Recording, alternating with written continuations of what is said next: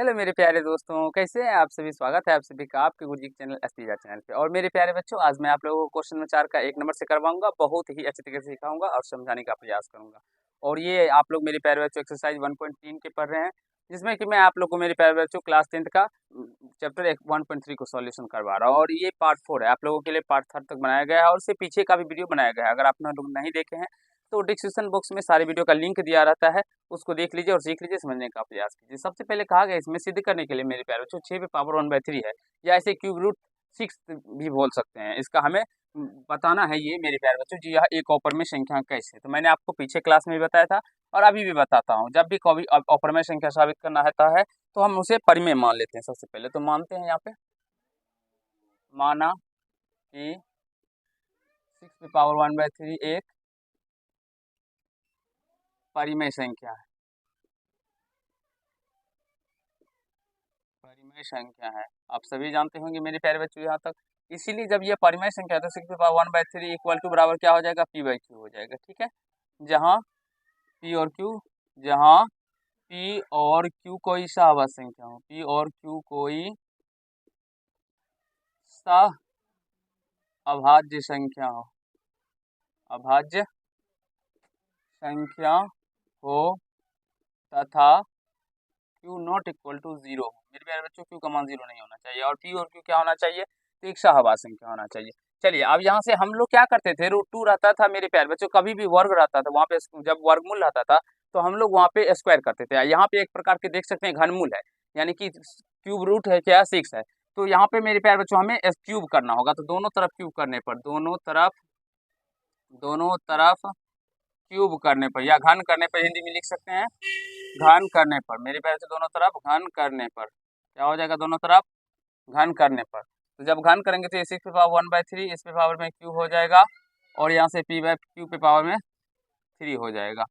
ठीक है, तो यहाँ से जब ये 3 है तो ये क्या हो जाएगा, 6 पे पावर 1/3 और ये कोष्ठ हटेगा तो गुना में 3 आ जाएगा। यहाँ से ये p/q का क्यूब हो जाएगा, तो ये 3 से 3 कट जाएगा और ये 6/p पे पावर q और ये q पे पावर q हो जाएगा। अब इसको क्रॉस मल्टीपल करने पर मेरे प्यारे बच्चों, तो यह q को इधर भेज दीजिए, तो ये q पे पावर q इक्वल टू क्या हो जाएगा, p पे पावर q इक्वल टू नीचे में सॉरी p पे पावर q/6 हो जाएगा। अब यहाँ से ये मेरे प्यारे बच्चों समझ में आ चुकी pq 6 से विभाज्य है, 6 से क्या है मेरे प्यारे बच्चों, तो यह विभाज्य है। इसीलिए मेरे प्यारे बच्चों p² भी 6 से विभाज्य होगा, 6 से विभाज्य होगा। और तथा मेरे प्यारे इसीलिए इसीलिए मेरे प्यारे बच्चों यहाँ लिखा पर, चलिए यहाँ पे लिख, इसीलिए मेरे प्यारे बच्चों p भी 6 से विभाज्य होगा, 6 से विभाज्य होगा। मेरे प्यारे बच्चों यहाँ तक किसी भी बच्चों को समझने में कहीं कोई दिक्कत या समस्या नहीं हुआ होगा, और आप लोग सीख लिए होंगे अच्छे तरीके से और समझ लिए होंगे। आशा है यहाँ तक आप सभी को अच्छा भी लगा होगा। मेरे प्यारे बच्चों कुछ भी नहीं किए, क्यों किए मेरे प्यारे बच्चों दोनों को, और यहाँ से इसको हल किए तो ये निकल के आया, फिर जो हम लोग √2 में लिखते थे वही किया। अब यहाँ से हम लोग फिर से पुनः मानेंगे, पुनः माना कि हमने फिर मेरे प्यारे बच्चों p बराबर 6m मान लेते हैं। हम लोग क्या माने, p बराबर 6m मान लिया। अब यहाँ से आप लोगों को देखना होगा और सीखना होगा मेरे प्यारे बच्चों। अब यहाँ से दोनों तरफ हम फिर क्यूब करते हैं, दोनों तरफ घन करने पर, दोनों तरफ घन करने पर, घन करने पर या क्यूब करने पर मेरे प्यारे बच्चों, तो ये pq इक्वल टू क्या हो जाएगा, ये 6m का क्यूब हो जाएगा, यानी pq इक्वल टू ये 216m³ हो जाएगा। pq का मान यहाँ से आप लोग देख सकते हैं मेरे प्यारे बच्चों कितना है, तो यहाँ पे डायरेक्ट हमने एक लाइन किया है।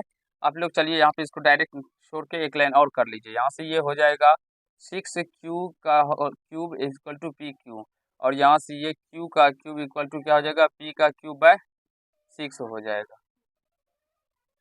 इसको फर्स्ट में कर मान लीजिएगा। देखिएगा मेरे प्यारे बच्चों, इसको इससे गुना हुआ और इसके नीचे 1 है, 1 को इससे गुना हुआ, तो यहाँ से pq इक्वल टू क्या हो जाएगा, 6q का क्यूब इक्वल टू में मेरे प्यारे बच्चों 216m³। अब यहाँ से देख सकते हैं तो ये 6 से कट रहा है, 6 से कटेगा मेरे प्यारे बच्चों 36 में, तो q का क्यूब इक्वल टू क्या हो जाएगा, यहाँ से 36m³। तो यहाँ से 36 एम क्यू इक्वल टू क्या हो जाएगा मेरे प्यारे बच्चों, क्यू का क्यूब, इधर इसको इधर कर दिया, एम क्यू इक्वल टू क्या हो जाएगा, क्यू का क्यूब बटे में 36। मेरे प्यारे बच्चों यहाँ तक आप सभी को बहुत ही अच्छे से समझने में आ गया होगा और कहीं से कोई दिक्कत समस्या नहीं हुआ होगा मेरे प्यारे बच्चों, जहाँ तक कि मेरा अनुभव है आप लोगों के साथ। तो यहाँ तक आप लोग समझ गए होंगे। अब यहाँ से देखेंगे, चूंकि क्यू का क्यूब 36 से विभाज्य है, इसीलिए क्यू स्क्वायर भी मेरे प्यारे बच्चों 36 से विभाज्य होगा मेरे प्यारे बच्चों, इसलिए 36 से ये भी विभाज्य होगा, इसीलिए क्यू भी 6 से विभाज्य होगा, क्यू भी सॉरी 36 से विभाज्य होगा। मेरे प्यारे बच्चों यहाँ तक आप लोग समझ गए होंगे, सीख लिए होंगे, कहीं से कोई दिक्कत समस्या नहीं हुआ होगा। इसको समीकरण सेकेंड मान लेते हैं। अब यहाँ पे हमने लिखा था जहाँ पी और क्यू कोई सहभाज्य संख्या, और सहभाज्य का मतलब होता है जो पी और क्यू में मेरे प्यारे बच्चों एक छोड़ के कोई दूसरा अभाज्यनिष्ठ गुणनखंड नहीं है। और यहाँ पे देखते हैं तो पी और क्यू में मेरे प्यारे बच्चों यहाँ पे 6 दोनों का अभाज्यनिष्ठ गुणनखंड फैक्टर आ रहा है। तो यहाँ से लिखेंगे, चलिए हम यहाँ पे लिखते हैं मेरे प्यारे बच्चों, क्योंकि यहाँ पे तो स्पेस है नहीं। अब नीचे नीचे दिखाई पड़ेगा बाबू, यहाँ पे लिखते हैं जे अतः समीकरण फर्स्ट तथा सेकेंड से स्पष्ट होता है कि 6⁻⁴ एक परिमेय संख्या